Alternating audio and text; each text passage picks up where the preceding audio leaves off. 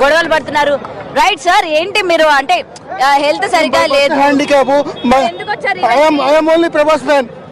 మా అన్నయ్య దైవం. ఒకసారి చూపిస్తారా? చూడండి.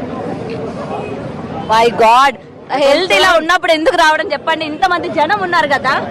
నేను వస్తాను. నాకు ప్రభాస్ అంటే ప్రాణం. నా ప్రాణాలైనా ఇస్తాను.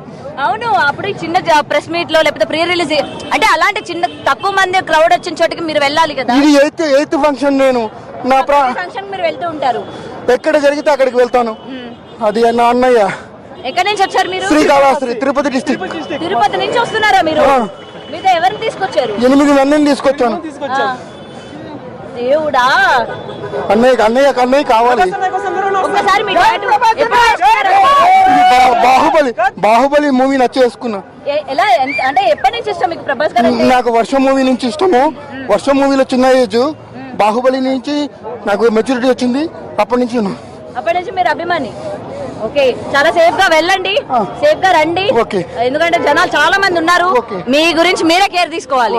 ఓకే, అసలు ఉన్నారు.